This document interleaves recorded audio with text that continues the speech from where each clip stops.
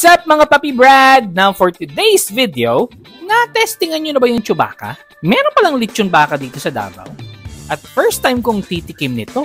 Unya pag open ko, like, wow, grabe. Alam niyo yung amoy ng inihaw? Ganun kabango siya. Nanimahog, lechong baka yung buong kusina ba? Ang napansin ko, manipis yung slices nito. So tara, tikman natin to. Unya pagtikim ko, like, wow, pawera niyo eh. Wait lang, alam ko na kung kulang nito. Munti ko na makalimutan, magsaing. So habang naghihintay tayo, tikman natin to with sauce. Yung lasa niya kasi, sweet, savory, a bit of salty. Hindi siya ganun kaparat ba? Yung pagsawsaw ko, like, wow, grabe.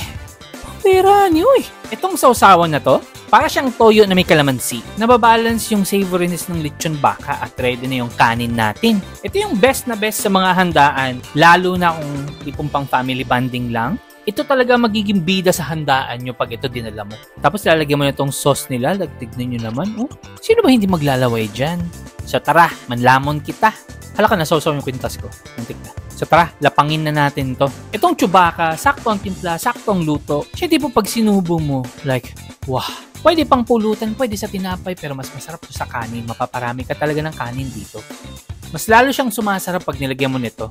This is a must. Pag wala yan, hindi kompleto yung sarap ng Chewbacca. So sa mga gustong mo testing dyan, meron silang Facebook page. Pwede kayo mag-inquire. Available din sila sa Grab and Foodpanda. Pero kung gusto nyo silang puntahan on-site, ito yung address nila.